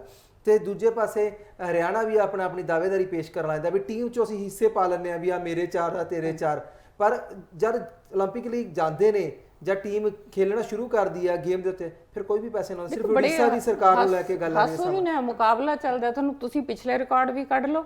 ਇਹ ਕੀ ਕਰਦੇ ਆ, ਜਦੋਂ ਤਾਂ ਟੀਮ ਜਿੱਤਦੀ ਹੈ, ਫਿਰ ਇੱਕ ਪਾਸੇ ਪਹਿਲਾਂ ਪੰਜਾਬ ਐਲਾਨ ਕਰਦਾ ਹੈ ਅਸੀਂ ਆਪਣੇ ਖਿਡਾਰੀਆਂ ਨੂੰ 1 ਕਰੋੜ ਰੁਪਇਆ ਦੇ ਰਹੇ ਹਾਂ, ਅਸੀਂ 2 ਕਰੋੜ ਦੇ ਰਹੇ ਹਾਂ। ਉਧਰੋਂ ਹਰਿਆਣਾ ਕਰਦਾ ਐਲਾਨ ਅਸੀਂ 3 ਕਰੋੜ ਦੇਵਾਂਗੇ, ਅਸੀਂ 5 ਕਰੋੜ ਦੇਵਾਂਗੇ। ਹੁਣ ਵੀ ਇਹੀ ਹੋਇਆ। ਬੜੇ ਜੁਮਲੇ ਛੱਡਦੀਆਂ ਸਾਰੀਆਂ ਸਰਕਾਰਾਂ। ਪ੍ਰਧਾਨ ਮੰਤਰੀ ਨੇ ਵੀ ਪਿਛਲੇ ਦਿਨ ਇੱਕ ਜੁਮਲਾ ਛੱਡਿਆ ਜਦੋਂ ਆਪਣੇ ਪੁਰਸ਼ਾਂ ਦੀ ਜਿਹੜੀ ਟੀਮ ਜਦੋਂ ਜਿੱਤੀ। ਇਹ ਦੇਖੋ ਜੀ, ਇਹ ਪਦ ਲਈ ਨਹੀਂ ਪਦਕ ਲਈ ਲੜ ਰਹੇ ਨੇ। ਜੋ ਤਾਂ ਸੱਚੀ ਗੱਲ ਆ, ਹਾਸਾ ਆਉਂਦਾ ਵੀ ਤੁਹਾਡੇ ਤੇ ਖਿਡਾਰੀਆਂ ਨੇ ਤਾਂ ਮੈਡਲ ਨਹੀਂ ਲੜਨਾ, ਤੁਸੀਂ ਲੜਦੇ ਹੋ, ਪਦ ਲਈ ਤਾਂ ਤੁਸੀਂ ਲੜ ਰਹੇ ਹੋ, ਤੁਸੀਂ ਲੜਦੇ ਹੋ ਨਾ। ਇਹ ਜੁਮਲੇ ਛੱਡਦੀਆਂ ਨੇ ਸਾਰੀਆਂ ਸਰਕਾਰਾਂ। ਏਦਾਂ ਹੀ ਖੇਡ ਮੰਤਰੀ ਪੰਜਾਬ ਦੇ ਰਾਣਾ ਗੁਰਜੀਤ ਨੇ ਕਈ ਦਿਨ ਪਹਿਲਾਂ ਜਦੋਂ ਲੱਗਿਆ ਵੀ ਪੁਰਸ਼ਾਂ ਦੀ ਟੀਮ ਸ਼ਾਇਦ ਉਹਨਾਂ ਨੇ ਕਿਹਾ ਤੇ ਵੀ ਅਸੀਂ 2.5 ਕਰੋੜ ਦੇਵਾਂਗੇ। ਵੀ ਜਦੋਂ ਖਿਡਾਰੀਆਂ ਨੂੰ ਲੋੜ ਸੀ 2.5 ਕਰੋੜ ਦੀ, ਉਹਨਾਂ ਨੂੰ ਜ਼ਮੀਨ ਦੀ ਲੋੜ ਸੀ, ਉਦੋਂ ਤੁਸੀਂ ਕਿੱਥੇ ਸੀ? ਉਹ ਤੁਸੀਂ ਸਹੂਲਤਾਂ ਦੇ ਨਹੀਂ ਰਹੇ, ਤੁਸੀਂ ਬਾਅਦ ਚ ਅਸਲ ਚ ਤਗਮੇ ਆਪਣੇ ਲਵਾਉਂਦੇ ਆ, ਖਿਡਾਰੀਆਂ ਦੇ ਨਾਂ ਤੇ ਆਪਣੇ ਤਗਮੇ ਲਵਾਉਣਾ ਚਾਹੁੰਦੇ ਨੇ। ਇਹ ਥੋੜੀ ਜਿਹੀ ਕਲੈਰਿਟੀ ਮੈਂ ਕਰਨਾ ਚਾਹੁੰਦਾ, ਮਤਲਬ ਥੋੜਾ ਸਾਡੇ ਜਿਹੜੇ ਦਰਸ਼ਕ ਆ ਉਹਨਾਂ ਨੂੰ ਜ਼ਰੂਰ ਇਸ ਗੱਲ ਦਾ ਇਲਮ ਹੋਣਾ ਚਾਹੀਦਾ ਵੀ ਰਿਐਲਿਟੀਜ਼ ਕੀ ਨੇ। ਰਿਐਲਿਟੀ ਇਹ ਹੈ ਕਿ ਜਿੱਦਾਂ ਕਮਲ ਹੋਰਾਂ ਨੇ ਕਿਹਾ ਕਿ ਪਹਿਲੀ ਗੱਲ ਤਾਂ ਭਾਰਤ ਦੀ ਆਜ਼ਾਦੀ ਤੋਂ ਬਾਅਦ ਸਾਡੀ ਕੋਈ ਸਪੋਰਟਸ ਪਾਲਿਸੀ ਨਹੀਂ ਹੈ। ਜੇ ਨੈਸ਼ਨਲ ਸਪੋਰਟਸ ਪਾਲਿਸੀ ਨਹੀਂ ਹੈ ਤਾਂ ਲਾਜ਼ਮੀ ਆ ਸਟੇਟ ਗਵਰਨਮੈਂਟਸ ਜਿਹੜੀਆਂ ਉਹ ਇੱਕਾ ਦੁੱਕਾ ਸਟੇਟ ਗਵਰਨਮੈਂਟਸ ਆਪਣੇ ਲੈਵਲ ਦੇ ਉੱਤੇ ਕੰਮ ਕਰਦੀਆਂ, ਪਰ ਉਹਨਾਂ ਦੀ ਵੀ ਕੋਈ ਬੱਝਵੀਂ ਸਪੋਰਟਸ ਪਾਲਿਸੀ ਨਹੀਂ ਹੈ। ਮਿਸਾਲ ਦੇ ਤੌਰ ਤੇ ਮੈਂ ਤੁਹਾਨੂੰ ਦੱਸਦਾ ਕਿ ਜੇ ਉੜੀਸਾ ਦਾ ਜ਼ਿਕਰ ਹੋਇਆ, ਜਿਵੇਂ ਤੁਸੀਂ ਕ੍ਰਿਕਟ ਦਾ ਜ਼ਿਕਰ ਕੀਤਾ, ਕ੍ਰਿਕਟ ਨੂੰ ਭਾਰਤ ਦੇ ਵਿੱਚ ਇੱਕ ਧਰਮ ਦੇ ਤੌਰ ਤੇ ਲਿਆ ਜਾਂਦਾ, ਜਨੂਨ ਪੈਦਾ ਕਰ ਦਿੱਤਾ ਗਿਆ। TRP ਲਈ ਉਹ ਬਹੁਤ ਇੰਪੋਰਟੈਂਟ ਹੈ ਕ੍ਰਿਕਟ, ਤੇ ਇਸ ਕਰਕੇ ਵੱਡੇ ਕਾਰਪੋਰੇਟ ਅਦਾਰੇ ਜਿਹੜੇ ਉਹਨੂੰ ਸਪਾਂਸਰ ਕਰਦੇ ਆ। ਹਾਕੀ ਨੂੰ ਕਿਸੇ ਵੇਲੇ ਸਹਾਰਾ ਸਪਾਂਸਰ ਕਰਦਾ ਹੁੰਦਾ ਸੀ, ਸਹਾਰਾ ਗਰੁੱਪ। ਬਿਲਕੁਲ, ਸਹਾਰਾ ਗਰੁੱਪ ਦਾ ਸਾਰਾ ਜਰਸੀਜ਼ ਪਾਈਆਂ ਹੋਈਆਂ ਸੀ, ਛੋਟੇ ਹੁੰਦੇ ਤੋਂ ਦੇਖਦੇ ਸੀ। ਤੇ ਹੁਣ ਕੀ ਹੋਇਆ, ਵੀ ਜਦੋਂ ਕੋਈ ਤੁਹਾਡਾ ਬੇਲੀ ਨਹੀਂ ਹੈਗਾ, ਤੁਹਾਡਾ ਬੇਲੀ ਵਾਰਸੀ ਕੋਈ ਨਹੀਂ ਹੈਗਾ, ਤੇ ਅਚਾਨਕ ਹੀ ਨਵੀਨ ਪਟਨਾਇਕ ਜਿਹੜੇ ਆ ਉਹ ਸਾਹਮਣੇ ਆਉਂਦੇ ਆ ਬਿਨਾਂ ਸ਼ੋਰ ਸ਼ਰਾਬੇ ਤੋਂ, ਕਿਸੇ ਮੀਡੀਆ 'ਚ ਕੋਈ ਖਬਰ ਨਹੀਂ ਹੈ, ਇਹ ਬਾਅਦ 'ਚ ਹੀ ਪਤਾ ਲੱਗੀ ਇਹ ਬਾਅਦ 'ਚ ਪਤਾ ਲੱਗੀ ਹੈ। ਨਵੀਨ ਪਟਨਾਇਕ ਜਿਹੜੇ ਨਾ ਤਾਂ ਐਨਡੀਏ ਦਾ ਪਾਰਟ ਹੈ ਤੇ ਨਾ ਹੀ ਉਹ ਯੂਪੀ ਦਾ ਪਾਰਟ ਹੈ, ਲਗਾਤਾਰ ਉੜੀਸਾ ਦੇ ਵਿੱਚ ਚੌਥੀ ਵਾਰ ਉਹ ਮੁੱਖ ਮੰਤਰੀ ਬਣੇ। ਉਹ ਕਿਉਂਕਿ ਦੂਨ ਸਕੂਲ 'ਚ ਰਹੇ ਆ, ਦੂਨ ਸਕੂਲ 'ਚ ਹਾਕੀ ਦੀ ਟੀਮ ਦੇ ਗੋਲਕੀਪਰ ਹੁੰਦੇ ਸੀ, ਉਹਨਾਂ ਦੇ ਮਨ 'ਚ ਇੱਕ ਹਾਕੀ ਪ੍ਰਤੀ ਇੱਕ ਮੁਹੱਬਤ ਹੈ। ਉਸੇ ਦੂਨ ਸਕੂਲ ਦੇ ਵਿੱਚ ਸਾਡੇ ਪੰਜਾਬ ਦੇ ਮੁੱਖ ਮੰਤਰੀ ਕੈਪਟਨ ਅਮਰਿੰਦਰ ਹੋਣੀ ਪੜ੍ਹ ਕੇ ਆਏ ਆ। ਮੁਕਾਬਲਾ ਜੇ ਕਰਨਾ ਹੋਵੇ ਤਾਂ ਕੈਪਟਨ ਅਮਰਿੰਦਰ ਸਿੰਘ ਟਵੀਟ ਕਰਦੇ ਆ, ਟਵੀਟ ਕਰਕੇ ਵਧਾਈ ਦਿੰਦੇ ਆ, ਤੇ ਨਵੀਨ ਪਟਨਾਇਕ 150 ਕਰੋੜ ਰੁਪਏ ਦਾ ਬਜਟ ਦਿੰਦੇ ਆ, ਦੋਨਾਂ ਟੀਮਾਂ ਨੂੰ ਸਪਾਂਸਰ ਕਰਦੇ ਆ। ਇਹ ਸਿੱਧਾ ਸਿੱਧਾ ਭਾਰਤ ਦੀ ਜਿਹੜੀ ਹਕੂਮਤ ਹੈ, ਜਿਹੜੇ ਸਾਡੇ ਪ੍ਰਧਾਨ ਮੰਤਰੀ ਨਰਿੰਦਰ ਮੋਦੀ ਹੁਣ ਫੋਨ ਕਰਕੇ ਮਨਪ੍ਰੀਤ ਨੂੰ ਵਧਾਈਆਂ ਦਿੰਦੇ ਆ, ਕੈਪਟਨ ਨੂੰ, ਜਾਂ ਇਹ ਕਹਿੰਦੇ 15 ਅਗਸਤ ਨੂੰ ਆਓ ਤੁਹਾਨੂੰ ਅਸੀਂ ਟ੍ਰੀਟ ਦੇਵਾਂਗੇ, ਇਹ ਸਿੱਧਾ ਸਿੱਧਾ ਉਹਨਾਂ ਤੇ ਕੁਐਸਚਨ ਮਾਰਕ ਹੈ। ਹੁਣ ਤੁਸੀਂ ਬੱਲੇ ਬੱਲੇ ਖੱਟਣਾ ਚਾਹੁੰਦੇ ਹੋ, ਉਹ ਨਵੀਨ ਪਟਨਾਇਕ ਦਾ ਜ਼ਿਕਰ ਤੱਕ ਨਹੀਂ, ਜਿਹਨੇ ਆਪਣਾ ਜਿਹੜਾ 400 ਕਰੋੜ ਦਾ ਫੰਡ ਓਵਰਆਲ ਸਪੋਰਟਸ ਦਾ ਉਹਨਾਂ ਨੇ ਰੱਖਿਆ। ਮਤਲਬ ਜੇ ਫੰਡ ਦੀ ਗੱਲ ਕਰਾਂ 2100 ਕਰੋੜ ਰੁਪਏ ਦਾ ਫੰਡ ਹੈ ਉਹਨਾਂ ਦਾ ਕਲਚਰ ਤੇ ਸਪੋਰਟਸ ਤੇ। ਉੜੀਸਾ ਦਾ ਸਾਡੇ ਤੋਂ ਗਰੀਬ ਸੂਬਾ ਹੈ ਪੰਜਾਬ ਤੋਂ, ਪੰਜਾਬ ਦਾ 1500 ਕਰੋੜ ਰੁਪਏ ਦਾ, ਜਿਹਦੇ ਤੋਂ ਸਿਰਫ 147 ਕਰੋੜ ਰੁਪਇਆ ਅਸੀਂ ਖਰਚਦੇ ਹਾਂ ਸਪੋਰਟਸ ਦੇ ਉੱਤੇ। ਤੇ ਉਹ ਸਪੋਰਟਸ ਦੇ ਉੱਤੇ ਵੀ ਬੇਸਿਕ ਸਟਰਕਚਰ ਨੂੰ ਅਪ ਕਰਦੇ ਨਹੀਂ ਖਰਚਦੇ, ਉਹ ਖਰਚੇ ਜਿਹੜੇ ਬੇਨਾਮੀਆਂ ਪਤਾ ਨਹੀਂ ਕਿੱਥੇ ਕਿੱਥੇ ਖਰਚ ਹੁੰਦੇ ਆ, ਉਹਦੇ ਕ੍ਰੀਏਟ ਕੀਤੇ ਹੋਏ ਨੇ, ਉਹਦੇ ਕ੍ਰੀਏਟ ਕੀਤੇ ਹੋਏ ਆ। ਸੋ ਅਲਟੀਮੇਟਲੀ ਜੇ ਇਹ ਗੱਲ ਨਾ ਆਪਾਂ ਕਰੀਏ, ਅਸੀਂ ਬੈਠ ਤਾਂ ਥੱਪੜੀ ਜਾਂਦੇ ਆ। ਹੁਣ ਕਹੀ ਜਾਂਦੇ ਆ ਜੀ ਸਾਡੇ 8 ਪੰਜਾਬੀ ਮੁੰਡੇ ਸੀ, ਉਹਨਾਂ 8 ਪੰਜਾਬੀ ਮੁੰਡਿਆਂ ਲਈ ਤੁਸੀਂ ਕੀਤਾ ਕੀ, ਪੰਜਾਬ ਸਰਕਾਰ ਨੇ ਕੀ ਕੀਤਾ? ਜਾਂ ਅਸੀਂ ਕਹੀ ਜਾਂਦੇ ਆ ਵੀ ਦੇਖੋ ਜੀ ਸਾਡੀਆਂ ਕੁੜੀ ਗੁਰਜੀਤ ਨੇ ਬੜੀ ਕਮਾਲ ਕਰਤੀ ਹੈ, ਗੁਰਜੀਤ ਨੇ ਕਰਤੀ, ਸਾਡੇ 8 ਪੰਜਾਬੀ ਮੁੰਡਿਆਂ ਨੇ ਕਰਤੀ। ਪਰ ਗੁਰਜੀਤ ਦੀ ਕਮਾਲ ਦੇ ਪਿੱਛੇ ਜਿਹੜੀ ਸਾਡੀ ਗ੍ਰੇਟ ਵਾਲ ਉੱਥੇ ਖੜੀ ਸੀਗੀ, ਸਵਿਤਾ ਪੁਨੀਆ ਜਿਹੜੀ ਗੋਲਕੀਪਰ ਸੀ, ਜਿਹਨੇ ਆਸਟ੍ਰੇਲੀਆ ਨਾਲ ਮੈਚ ਦੇ ਵਿੱਚ ਵੀ 14 ਬੜੇ ਅਟੈਕ ਉਹਦਾ ਜ਼ਿਕਰ ਕਿਉਂ? ਬੜਾ ਸ਼ਾਨਦਾਰ। ਅਸੀਂ ਸਿੱਖ, ਪਰ ਉਹਦਾ ਜ਼ਿਕਰ ਤਾਂ ਵੀ ਨਹੀਂ ਹੁੰਦਾ ਨਾ ਜੀ, ਕਿਉਂਕਿ ਉੱਥੋਂ ਹੁਣ ਜਿਹੜੀ ਖੱਟਣਾ ਸੀ ਉਹ ਪੂਰੀ ਟੀਮ ਤੋਂ ਖੱਟਿਆ ਸੀ, ਨਹੀਂ ਕੱਲੇ ਇੰਡੀਵਿਜੂਅਲ ਇੱਕ ਬੰਦੇ ਤੋਂ ਕਿਉਂ ਖੱਟੀ ਹੈ? ਮੈਂ ਉਹੀ ਕਹਿੰਦਾ ਵੀ ਕਿਸੇ ਇੱਕ ਇੰਡੀਵਿਜੂਅਲ ਨੂੰ ਤੁਸੀਂ ਇਦਾਂ ਪੇਸ਼ ਕਰ ਦੇਖੋ ਮੈਚ ਤਾਂ ਇੰਡੀਵਿਜੂਅਲ ਤਾਂ ਹੈ ਨਹੀਂ, ਟੀਮ ਨਾਲ ਹੀ ਮੈਚ ਖੇਡਿਆ ਜਾਂਦਾ ਨਾ, ਇਹ ਟੀਮ ਵਰਕ ਹੈ। ਦੂਜੀ ਗੱਲ ਟੀਮ ਵਰਕ ਅਸੀਂ ਕੱਲੀ ਟੀਮ ਜਿਹੜੀ ਖੇਡ ਰਹੀ ਉਹ ਤੋਂ ਕਿਉਂ ਭਾਲਦੇ ਆ? ਦੇਸ਼ ਦੀ ਸਰਕਾਰ ਕੋਈ ਟੀਮ ਵਰਕ ਕਿਉਂ ਨਹੀਂ ਕਰਦੀ? ਸਟੇਟ ਗਵਰਨਮੈਂਟ, ਨੈਸ਼ਨਲ ਗਵਰਨਮੈਂਟ, ਇਹਨਾਂ ਦਾ ਟੀਮ ਵਰਕ ਕਿੱਥੇ ਹੈ? ਦੇਖੋ ਸ਼ੁਰੂਆਤ ਤਾਂ ਕਿਤੇ ਨਾ ਕਿਤੇ ਸਾਡੇ ਮਿਨਿਸਟਰ ਕਰਦੇ ਨੇ। ਮੈਂ ਇੱਥੇ ਯੋਗੀ ਆਦਿੱਤਿਆਨਾਥ ਦਾ ਇੱਕ ਟਵੀਟ ਜਿਹੜਾ ਤੁਹਾਨੂੰ ਦੱਸਣਾ ਚਾਹੁੰਦਾ, ਉਹਨਾਂ ਨੇ ਟਵੀਟ ਕੀਤਾ ਕਿਸੇ ਗੇਮ ਦੇ ਵਿੱਚ ਉਹਨਾਂ ਦਾ ਇੱਕ ਯੂਪੀ ਦਾ ਪਲੇਅਰ ਕੋਈ ਨਾਮ ਖੱਟਿਆ ਤੇ ਲਿਖਿਆ ਜਾਂਦਾ ਵੀ ਯੂਪੀ ਦੇ ਪਲੇਅਰ ਵੱਲੋਂ, ਮਤਲਬ ਪਾਰਟਿਕੂਲਰਲੀ ਤੁਸੀਂ ਉਹਨੂੰ ਵੰਡਤਾ। ਇੱਕ ਪਾਸੇ ਤਾਂ ਤੁਸੀਂ ਰਾਸ਼ਟਰੀਕਰਨ ਕਰ ਰਹੇ ਹੋ, ਇੱਕ ਹੋਰ ਬੜਾ ਕਮਾਲ ਹੋਇਆ, ਬਣਾ ਰਹੇ ਹੋ ਸਾਰਾ ਕੁਝ। ਦੇਖੋ ਪੰਜਾਬ ਗਵਰਨਮੈਂਟ ਨੇ ਕੀ ਕੀਤਾ। ਜੇ ਤੁਹਾਡੇ ਕੋਲ ਥੋੜੀ ਬਹੁਤ ਵੀ ਅਕਲ ਹੋਵੇ, ਤੁਸੀਂ ਕਹਿ ਰਹੇ 1 ਕਰੋੜ ਰੁਪਇਆ ਦੇਣਾ ਜੀ ਖਿਡਾਰੀਆਂ ਨੂੰ, ਕਿਹਨਾਂ ਨੂੰ ਦੇਣਾ? ਜਿਹੜੇ 8 ਪੰਜਾਬੀ ਖਿਡਾਰੀ ਹੈ, ਕਿੰਨੇ ਕੁ ਕਰੋੜ ਹੋਰ ਲੱਗ ਜਾਣਾ ਸੀ? 16 ਖਿਡਾਰੀ ਹੈ ਨਾ, 16 ਖਿਡਾਰੀ ਹੈ, 2 ਦੇ ਵਿੱਚ ਕੋਚ ਹੋ ਗਏ, ਮੰਨ ਲਓ 18 ਕਰੋੜ ਰੁਪਏ ਲੱਗਣਾ ਸੀ ਨਾ। ਤੁਸੀਂ ਇੰਨਾ ਵੰਡੀਆਂ ਪਾਤੀਆਂ ਵੀ ਅਸੀਂ ਪੰਜਾਬੀ ਖਿਡਾਰੀਆਂ ਤੋਂ, ਹਰਿਆਣੇ ਵਾਲਾ ਕਹਿੰਦਾ ਮੈਂ 2.5 ਕਰੋੜ ਦੇਣਾ ਹਰਿਆਣੇ ਵਾਲੇ ਨੂੰ, ਹਿਮਾਚਲ ਵਾਲਾ ਕਹਿੰਦਾ, ਉਹਦਾ ਹਿਮਾਚਲ ਦਾ ਮੁੰਡਾ ਜਿਹੜਾ ਇੱਕ ਖੇਡਦਾ ਸੀਗਾ ਡਲਹੌਜ਼ੀ ਦਾ ਮੁੰਡਾ, ਇਸ 올림픽 ਟੀਮ 'ਚ ਆਪਣੀ 'ਚ ਰਹਿੰਦਾ ਜਲੰਧਰ ਹੈ, ਹਿਮਾਚਲ ਦੇ ਮੁੱਖ ਮੰਤਰੀ ਦਾ ਬਿਆਨ ਆ ਗਿਆ ਮੈਂ ਉਹਨੂੰ 75 ਲੱਖ ਦੇਣਾ। ਨਾ ਤਾਂ ਸਰਕਾਰ ਦੇਸ਼ ਦੀ ਕੁਝ ਇਸ ਢੰਗ ਨਾਲ ਸੋਚਦੀ ਹੈ ਵੀ ਇਹ ਮੁਕੰਮਲ ਸਾਡੇ ਦੇਸ਼ ਦੀ ਅਸਲ 'ਚ ਨਾ ਸਿਆਸਤ ਹੋ ਰਹੀ ਹੈ, ਸਿਆਸਤ, ਇਹ ਗੇਮ 'ਚੋਂ ਵੀ ਸਿਆਸਤ ਲੱਭਦੇ ਨੇ। ਹੁਣ ਇਹਨਾਂ ਨੂੰ ਇਹ ਹੁੰਦਾ ਇੱਕ ਜਾਤ ਦੇ ਆਧਾਰ ਤੇ, ਸੂਬਿਆਂ ਦੇ ਆਧਾਰ ਤੇ ਖਿਡਾਰੀਆਂ ਨੂੰ, ਖਿਡਾਰੀ ਜਦ ਖੇਡ ਦੇਸ਼ ਲਈ ਰਿਹਾ, ਉਹ ਵੱਖਰੇ ਵੱਖਰੇ ਸੂਬੇ ਦਾ ਹੋਰ ਮੈਨੂੰ ਯਾਦ ਆ ਗਈ ਉਹਦੀ ਫਿਲਮ ਦੇਖੀ ਤੁਸੀਂ, ਸ਼ਾਹਰੁਖ ਖਾਨ ਦੀ, ਸਾਰਿਆਂ ਨੇ ਚੱਕ ਦੇ ਇੰਡੀਆ, ਉਹਦੇ 'ਚ ਸਾਰੇ ਮਸਲੇ ਡਿਸਕਸ ਹੋਏ ਹੋਏ ਆ ਵੀ ਜਦੋਂ ਵੱਖ-ਵੱਖ ਸਟੇਟਸ ਦੇ ਜਿਹੜੇ ਖਿਡਾਰੀ ਆਉਂਦੇ ਆ, ਪਹਿਲੀ ਵਾਰ ਟ੍ਰੇਨਿੰਗ ਲਈ ਆਉਂਦੇ ਆ, ਤੇ ਕਬੀਰ ਖਾਨ ਦਾ ਕਿਰਦਾਰ ਨਿਭਾਇਆ ਸੀ ਸ਼ਾਹਰੁਖ ਖਾਨ ਨੇ ਐਜ਼ ਏ ਕੋਚ, ਤੇ ਉਹ ਜਿਵੇਂ ਉਹ ਸਾਰਾ ਕੁਝ ਦੇਖਦਾ ਵੀ ਇਹ ਤਾਂ ਇੱਕ ਟੀਮ ਬਣ ਕੇ ਖੇਡ ਹੀ ਨਹੀਂ ਸਕਦੇ, ਉਹਨਾਂ ਨੂੰ ਇੱਕ ਟੀਮ 'ਚ ਪਰੋਇਆ ਜਾਂਦਾ। ਫਿਰ ਅੱਜ ਸਾਡੀ ਜੇ ਟੀਮ ਜਿੱਤੀ, ਇੱਕ ਟੀਮ 'ਚ ਪਰੋ ਹੋ ਕੇ ਹੀ ਜਿੱਤੀ ਹੈ, ਤੇ ਉਸ ਨੂੰ ਇੱਕ ਟੀਮ ਵਿੱਚ ਪਰੋਇਆ ਕਹਿੰਦੇ ਆ ਉੜੀਸਾ ਨੇ। ਪਰ ਦਸਾਂ ਸਾਹਿਬ ਇੱਕ ਚੀਜ਼ ਇਹ 'ਚ ਹੋਰ ਹੈਗੀ, ਅਸੀਂ ਤਾਂ ਟੀਮ 'ਚ ਪਰੋ ਲਿਆ, ਪਰ ਸਾਡੇ ਦੇਸ਼ ਦੇ ਵਿੱਚ ਹਜੇ ਵੀ ਧਰਮ ਦੇ ਤੌਰ ਤੇ ਨਫ਼ਰਤ ਫੈਲਾਉਣ ਵਾਲੇ ਲੋਕ ਤੇ ਜਾਤੀ ਤੌਰ ਤੇ ਟੀਚਰਾਂ ਕਰਨ ਵਾਲੇ ਲੋਕ, ਜਾਂ ਗਲਤ ਜਿਹੜਾ ਜਾਤੀ ਸੂਚਕ ਜਿਹੜੇ ਸ਼ਬਦ ਵਰਤਣ ਵਾਲੇ ਲੋਕ, ਫਿਰ ਵੀ ਸਾਡੀ ਇੱਕ ਖਿਲਾੜੀ ਦੇ ਹਰਦਵਾਰ ਘਰੇ ਜਾ ਕੇ ਉਹਦੇ ਉੱਤੇ ਅਟੈਕ ਕਰਦੇ ਨੇ। ਨਹੀਂ, ਇਹ ਦੱਸਣ ਲੱਗੇ ਦਸਾਂ ਸਾਹਿਬ ਇਹ ਕੀ ਹੋਇਆ, ਪਿਛਲੇ ਦਿਨਾਂ 'ਚ ਬਕਾਇਦਾ ਟ੍ਰੋਲ ਕੀਤੇ ਗਏ ਸਾਰੇ ਖਿਡਾਰੀ, ਜਿੰਨੇ 올림픽 'ਚ ਖੇਡ ਰਹੇ ਸਾਰੇ ਖਿਡਾਰੀਆਂ, ਜਿਹੜੇ ਜਿਨ੍ਹਾਂ ਨੇ ਕੋਈ ਨਾ ਕੋਈ ਜਿੱਤੀ ਹੈ, ਚਾਹੇ ਸਿਲਵਰ ਜਾਂ ਕੁਝ ਵੀ, ਜਾਂ ਟੀਮ ਦੇ ਹਾਕੀ ਟੀਮ ਦੇ ਨੇ, ਉਹਨਾਂ ਦੇ ਬਕਾਇਦਾ ਟ੍ਰੋਲ ਕੀਤਾ ਗਿਆ, ਉਹਨਾਂ ਨੂੰ ਵੀ ਕਿਹੜੀ ਜਾਤ ਦੇ ਨੇ ਇਹ ਲੱਭਿਆ ਗਿਆ ਵੀ ਤਾਂ ਕਿ ਅਸੀਂ ਉਹਨਾਂ ਦਾ ਲਾਹਾ ਲੈ ਸਕੀਏ। ਕਿਸੇ ਨੂੰ ਪਤਾ ਵੀ ਮੀਰਾਬਾਈ ਚਾਨੂ ਦੀ ਕੀ ਜਾਤ ਹੈ ਜਾਂ ਕੀ ਧਰਮ ਹੈ? ਕਿਸੇ ਨੂੰ ਪਤਾ ਵੀ ਜਿਹੜੀ ਬਾਕੀ ਖਿਡਾਰੀਆਂ ਦਾ ਆਪਾਂ ਜ਼ਿਕਰ ਕਰੀਏ ਵੀ ਉਹਨਾਂ ਦੀ ਕੀ ਜਾਤ ਹੈ ਕੀ ਧਰਮ ਹੈ? ਇਹ ਤਾਂ ਜਿਹੜਾ ਟ੍ਰੋਲ ਦੀ ਗੱਲ ਕਰਦੇ ਆ, ਇਹ ਤਾਂ ਲੱਭਦੇ ਫਿਰਦੇ ਆ ਵੀ ਹਾਂ ਕਿਹੜਾ ਲੱਭ ਪਵੇ, ਸਿਰਫ ਵਰਤਣਾ ਇਹਨਾਂ ਨੇ ਇਲੈਕਸ਼ਨ ਦੇ ਨਾਲ। ਕਿਹੜੇ ਧਰਮ ਨੂੰ ਬਿਲੋਂਗ ਕਰਦਾ, ਕਿਹੜੀ ਜਾਤ ਨੂੰ ਬਿਲੋਂਗ ਕਰਦਾ। ਜਿਹੜਾ ਹਰਿਦੁਆਰ 'ਚ ਘਟਨਾ ਵਾਪਰੀ ਬਹੁਤ ਸ਼ਰਮਨਾਕ ਘਟਨਾ ਹੈ, ਅਸੀਂ ਸਟਾਰ ਕੈਨੇਡਾ ਵੱਲੋਂ ਦੀ ਸਖਤ ਨਿੰਦਾ ਕਰਦੇ ਹਾਂ। ਉਹਦੇ ਤੇ ਪ੍ਰਧਾਨ ਮੰਤਰੀ ਕਦੇ ਟਵੀਟ ਨਹੀਂ, ਪ੍ਰਧਾਨ ਮੰਤਰੀ ਕਿਉਂ ਨਹੀਂ ਟਵੀਟ ਕਰਦੇ? ਉਹੀ ਮੈਂ ਕਹਿ ਰਿਹਾ। ਪਹਿਲਾਂ ਤਾਂ ਮੈਂ ਦੱਸਦਾ ਹਾਂ, ਵੰਦਨਾ ਕਟਾਰੀਆ ਨਾਂ ਦੀ ਕੁੜੀ ਹੈ, ਉਹਨੇ ਹੈਟ੍ਰਿਕ ਮਾਰੀ ਇੱਕ ਮੈਚ ਦੇ ਵਿੱਚ। ਆ ਜਿਹੜਾ ਲਾਸਟ ਮੈਚ ਹੈ ਉਹਦੇ 'ਚ ਉਹਨੇ ਇੱਕ ਗੋਲ ਵੀ ਕੀਤਾ। ਉਸ ਵੰਦਨਾ ਕਟਾਰੀਆ ਦੇ ਘਰ ਦੇ ਸਾਹਮਣੇ ਜਾ ਕੇ ਜਿਹੜੇ ਟੁੱਚੇ ਕਿਸਮ ਦੇ ਲੋਕ, ਗਲੀ ਦੇ ਗੁੰਡੇ ਜਿਨ੍ਹਾਂ ਨੂੰ ਤੁਸੀਂ ਕਹਿੰਦੇ ਆ, ਦੀਵਾਨੀ ਦੇ ਬੰਦੇ, ਉਹਨਾਂ ਨੇ ਜਾ ਕੇ ਉਹਨੂੰ ਜਾਤ ਦੇ ਨਾਂ ਤੇ ਗਾਲਾਂ ਕੱਢੀਆਂ ਤੇ ਕਿਹਾ ਕਿ ਵੀ ਇੱਕ ਟੀਮ ਦੇ ਵਿੱਚ ਦਲਿਤ ਕੁੜੀਆਂ ਖੇਡ ਰਹੀਆਂ ਤਾਂ ਇਸ ਕਰਕੇ ਅਸੀਂ ਹਾਰੇ ਆ। ਉਹਨਾਂ ਨੂੰ ਪੁੱਛਣ ਵਾਲਾ ਹੋਵੇ ਵੀ ਤੁਸੀਂ 12ਵੇਂ ਨੰਬਰ ਤੋਂ ਚੌਥੇ ਨੰਬਰ ਤੇ ਪਹੁੰਚੇ ਕਿੱਦਾਂ, ਪਹੁੰਚਾਇਆ ਕਿਹਨੇ ਤੁਹਾਨੂੰ? ਦੂਜੀ ਗੱਲ ਤੁਸੀਂ ਕਹਿੰਦੇ ਵੀ ਐਕਸ਼ਨ ਕਿਉਂ ਨਹੀਂ? ਕਿੰਨੀ ਕੁ ਹਮਾਇਤ ਕੀਤੀ ਭਾਈ ਜਾਣ ਤੋਂ ਪਹਿਲਾਂ? ਕਿਹੜਾ ਤੁਸੀਂ ਘਰੇ ਉਹਦੇ ਰਾਸ਼ਨ ਪਵਾ ਦਿਆ ਜਾਂ ਉਹਨੂੰ ਟ੍ਰੇਨ ਦੀਆਂ ਟਿਕਟਾਂ ਵੀ ਲੈ ਕੇ ਦਿੱਤੀਆਂ ਜਾਣ ਦੀਆਂ, ਜਹਾਜ਼ ਦੇ ਨਾਲ? ਐਕਸ਼ਨ ਦੇ ਨਾਂ ਤੇ ਜਿਹੜੀ ਤੁਸੀਂ ਗੱਲ ਕਰ ਰਹੇ ਹੋ, ਐਕਸ਼ਨ ਕਿਉਂ ਹੋਏਗਾ? ਐਕਸ਼ਨ ਤਾਂ ਹੋਏਗਾ ਜੇ ਸਾਡੀ ਗਵਰਨਮੈਂਟ ਜਿਹੜੀ ਆ ਉਹਦੀ ਸਿੱਧੀ ਕੋਈ ਪਾਲਿਸੀ ਹੋਵੇ। ਸਾਡੇ ਗਵਰਨਮੈਂਟ 'ਚ ਬੈਠੇ ਸਾਡੇ MP, ਸਾਡੇ ਮੰਤਰੀ, ਉਹ ਹਰ ਵਕਤ ਜਾਤੀ ਸੂਚਕ ਟਿੱਪਣੀਆਂ ਕਰਦੇ ਆ, ਧਰਮ ਦੇ ਨਾਂ ਤੇ ਬਹੁਤ ਸਾਰੇ ਲੋਕਾਂ ਨੂੰ ਜਿਹੜਾ ਹੈ ਕਹਿੰਦੇ ਵੀ ਮੁਲਕ ਨੂੰ ਛੱਡ ਕੇ ਤੁਸੀਂ ਚੱਲ ਜਾਓ। ਉਹਨਾਂ ਦੀ ਸਿੱਖੇ ਸਿਖਾਏ ਥੱਲੇ ਜਿਹੜੀਆਂ ਫੌਜਾਂ ਬੈਠੀਆਂ ਉਹੀ ਸਾਰਾ ਕੁਝ ਕਰ ਰਹੀਆਂ।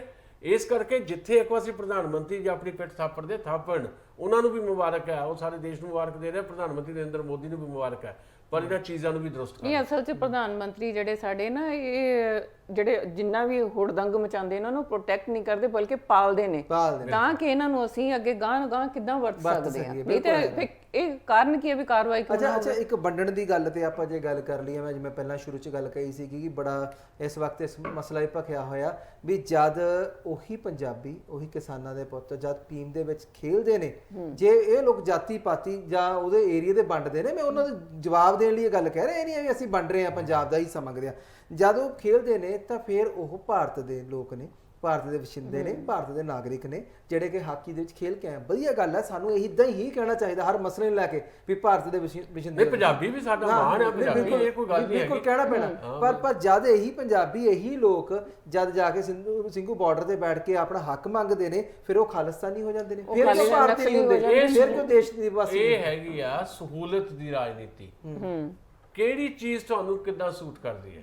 ਤੁਹਾਡੇ ਸਾਹਮਣੇ ਇੱਕ ਚੈਲੰਜ ਆ ਗਿਆ, ਅੱਜ ਤੱਕ ਤੁਹਾਡੇ ਸਾਹਮਣੇ ਕੋਈ ਬੋਲਿਆ ਨਹੀਂ ਸੀ, ਇੰਨਾ ਕੁਝ ਤੁਸੀਂ ਕਰਤਾ, ਤੁਸੀਂ ਧਾਰਾ 370 ਖਤਮ ਕਰਤੀ, 35 ਇਹ ਖਤਮ ਕਰਤੀ, ਕਸ਼ਮੀਰ 3 ਟੋਟਿਆਂ 'ਚ ਵੰਡ ਦਿੱਤਾ, ਤੁਸੀਂ ਨਾਗਰਿਕਤਾ ਸੋਧ ਕਾਨੂੰਨ ਲਾਏ, NRC ਲਾਏ, ਤੁਸੀਂ ਨੋਟਬੰਦੀ ਕਰਤੀ, ਗਲਤ ਕਿਸਮ ਦੀ GST ਲਾਏ, ਤੁਸੀਂ 15 ਲੱਖ ਰੁਪਈਆ ਦੇਣਾ ਸੀ ਬਲੈਕ ਮਨੀ ਦੇ ਨਾਂ ਦੇ ਉੱਤੇ, ਲੋਕਾਂ ਦਾ ਜਿਹੜਾ ਮਾੜਾ ਮੋਟਾ ਪੈਸਾ ਸੀ ਉਹ ਵੀ ਘਰਾਂ 'ਚੋਂ ਕੱਢ ਲਿਆ, ਜਿਹੜਾ ਮਾੜਾ ਮੋਟਾ ਵੀ ਸਾਡੇ ਕੋਲ ਬਚਤ ਪਈ ਸੀ, ਕੋਈ ਨਹੀਂ ਬੋਲਿਆ। ਜੇ ਕੋਈ ਬੋਲੇ ਨਾਲ ਦੀ ਨਾਲ ਚੁੱਪ ਕਰਾ ਦਿੱਤੇ ਗਏ। ਹੁਣ ਅਚਾਨਕ ਇੱਕ ਮੂਵਮੈਂਟ ਖੜੀ ਹੋ ਗਈ ਤੇ ਉਹਨੇ ਪਰੇਸ਼ਾਨੀ ਤਾਂ ਕਰਨੀ ਹੈ। ਇਸ ਤਰ੍ਹਾਂ ਦੇ ਲੋਕ ਜਿਹੜੇ ਹੁੰਦੇ ਆ, ਜਿਹੜੇ ਇਸ ਵੇਲੇ ਸਾਡੇ ਇਹ ਅਸਲ 'ਚ ਬੇਸ਼ਰਮ ਤੇ ਢੀਠ ਹੋ ਚੁੱਕੇ ਲੋਕ ਨੇ। ਢੀਠਾਈ ਦੀ ਵੀ ਹੱਦ ਹੈ।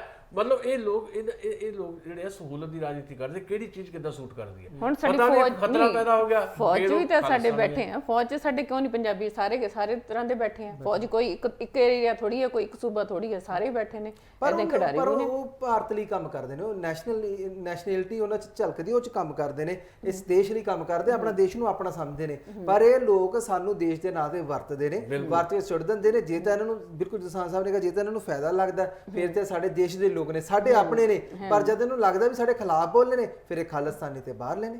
ਬਿਲਕੁਲ ਇਹ ਟ੍ਰੈਂਡ ਜਿਹੜਾ ਇਸ ਕਿਸਮ ਦਾ ਬਣਿਆ, ਇਹ ਅਸਲ ਦੇ ਵਿੱਚ ਜਦੋਂ ਤੁਸੀਂ ਇਸ਼ੂਲੈਸ ਪੋਲਿਟਿਕਸ ਕਰਦੇ ਹੋ ਨਾ, ਜਾਂ ਤੁਸੀਂ ਸਪੈਸ਼ਲੀ ਕੁਝ ਇਸ਼ੂ ਬਣਾਉਂਦੇ ਹੋ, ਜਿਹੜੇ ਇਸ਼ੂ ਨਹੀਂ ਹੁੰਦੇ ਉਹਨਾਂ ਨੂੰ ਇਸ਼ੂ ਬਣਾਉਂਦੇ ਹੋ, ਖੜੇ ਕਰਦੇ ਹੋ। ਇਸੇ ਕਰਕੇ ਇਹਦੇ ਚੋਂ ਮੰਦਿਰ ਨਿਕਲਦਾ, ਇਹਦੇ ਚੋਂ ਮਸਜਿਦ ਨਿਕਲਦੀ ਹੈ, ਇਹਦੇ ਚੋਂ ਗੁਰਦੁਆਰਾ ਨਿਕਲਦਾ, ਜਾਂ ਚਰਚ ਨਿਕਲਦਾ, ਵੀ ਲੜਾਓ। ਇਸੇ ਕਰਕੇ ਜਿਹੜੇ ਵਰਣ ਵੀ ਸਾਡੇ ਬਣੇ ਹੋਏ ਨਾ, ਇਹ ਪੂਰੀ ਅੱਜ ਦੀ ਗੱਲ ਨਹੀਂ ਹੈ। ਨਰਿੰਦਰ ਮੋਦੀ ਕੋਈ ਨਵਾਂ ਐਪੀਸੋਡ ਨਹੀਂ ਹੈ ਇਸ ਪੋਲਿਟਿਕਸ ਦਾ। ਚਿਹਰਾ ਬਦਲਿਆ, ਇਹ ਤਾਂ ਉਮਰਾਂ 5000 ਸਾਲ ਦੀ ਇੱਕ ਪਰੰਪਰਾ ਸਾਡੀ। ਜਦ 5000 ਸਾਲ ਦੀ ਪਰੰਪਰਾ, ਜਦ ਤੁਸੀਂ ਉਹ ਵਰਣ ਹੀ ਵੰਡ ਦਿੱਤੇ ਆ, ਉਹਦੇ ਮੁਤਾਬਕ ਹੀ ਤੁਸੀਂ ਪੋਲਿਟਿਕਸ ਦੇ ਵਿੱਚ ਵੰਡੀਆਂ ਪਾ ਦਿੱਤੀਆਂ। ਇਸੇ ਕਰਕੇ ਅੱਜ ਪੰਜਾਬ ਵਰਗਾ ਸੂਬਾ ਜਿਹੜਾ, ਜਿੱਥੇ ਕਦੀ ਵੀ ਨਹੀਂ ਸੀ ਅਸੀਂ ਦੇਖਿਆ, ਪੰਜਾਬ ਵਰਗੇ ਸੂਬੇ ਦੇ ਵਿੱਚ ਵੀ ਹਿੰਦੂ, ਦਲਿਤ ਤੇ ਸਿੱਖ ਦੀ ਰਾਜਨੀਤੀ ਹੋਣ ਲੱਗ ਪਈ ਹੈ। ਇਹ ਪੂਰੇ ਦਾ ਪੂਰਾ 5000 ਸਾਲ ਦੀ ਸਾਡੀ ਪਰੰਪਰਾ ਹੈ। ਕਿਹਨੇ ਕਦੋਂ ਕਿਹੜੀ ਚੀਜ਼ ਨੂੰ ਵਰਤਣਾ, ਕਿਹੜੀ ਚੀਜ਼ ਸਹੂਲਤ ਦੇ ਵਾਸਤੇ ਜਿਹੜੀ ਉਹਦੇ ਹੱਥ ਆ ਜਾਂਦੀ ਹੈ, ਉਹ ਸਾਰੀਆਂ ਚੀਜ਼ਾਂ ਦੇਖ ਕੇ ਸਾਰੀਆਂ ਚੀਜ਼ਾਂ ਉਹ ਜਿਹੜੀ ਤੁਸੀਂ ਕਹਿ ਰਹੇ ਹੋ ਨਾ, ਵਖਰੇਵੇਂ ਤਾਂ ਸਦੀਆਂ ਪੁਰਾਣੇ ਨੇ। ਪਰ ਜਦੋਂ ਕੋਈ ਭੀੜ ਪੈਂਦੀ ਸੀ ਨਾ ਕਦੇ ਵੀ ਮੁਲਕ ਤੇ, ਉਦੋਂ ਸਾਰੇ ਲੋਕ ਇੱਕ ਹੁੰਦੇ ਸੀ। ਉਦੋਂ ਕੋਈ ਜ਼ਾਤ ਧਰਮ ਉਸ ਲੈਵਲ ਤੇ ਨਹੀਂ ਸੀ ਜਾ ਕੇ ਹੁੰਦਾ ਵੀ ਨਹੀਂ ਇਹਨੂੰ ਅੱਗੇ ਲੈ ਕੇ ਜਾਣਾ, ਇਹਨੂੰ ਪਿੱਛੇ ਲੈ ਕੇ ਜਾਣਾ, ਜਾਂ ਉਹਦੇ ਨਾਂ ਤੇ ਸਿਆਸਤ ਨਹੀਂ ਸੀ ਅਸਲ 'ਚ। ਅਸਲ 'ਚ ਇਹ ਹੈ ਵੀ ਸਾਡੀ ਜਿਹੜੀ ਤਹਿਜ਼ੀਬ ਹੈ, ਸਾਡੀ ਜਿਹੜੀ ਸਾਂਝੀ ਤਹਿਜ਼ੀਬ ਹੈ, ਜਿਹਦੇ 'ਚ ਅਸੀਂ ਭਾਰਤੀਅਤਾ ਦੀ ਗੱਲ ਕਰਦੇ ਹਾਂ, ਕੌਮ ਦੀ ਗੱਲ ਕਰਦੇ ਹਾਂ, ਕੌਮੀਅਤ ਦੀ ਗੱਲ ਕਰਦੇ ਹਾਂ, ਉਹ ਸਾਡੀ ਸਾਂਝੀ ਤਹਿਜ਼ੀਬ ਇਸ ਗੱਲ 'ਚ ਪਈ ਹੈ ਵੀ ਭਾਰਤ ਦੇ ਵਿੱਚ 6000 ਜਾਤਾਂ, 21000 ਉਪਜਾਤਾਂ ਜਿਹਨੂੰ ਆਪਾਂ ਸਬ ਕਾਸਟ ਕਹਿੰਦੇ ਆ, ਬਹੁਤ ਸਾਰੇ ਧਰਮ ਹੈ, ਨਾਲ ਉਪ ਧਰਮ ਹੈ, ਬਹੁਤ ਸਾਰੇ ਕੋਈ ਹੋਰ ਵੱਖਰੇ ਵੱਖਰੇ ਧਰਮ ਤੌਰ 'ਤੇ ਸੰਪਰਦਾਇ ਹੈਗੇ ਆ, ਇਲਾਕੇ ਆ, ਭਾਸ਼ਾਵਾਂ ਆ, 10 ਕੋ ਤੇ ਬੋਲੀ ਬਦਲ ਜਾਂਦੀ ਹੈ।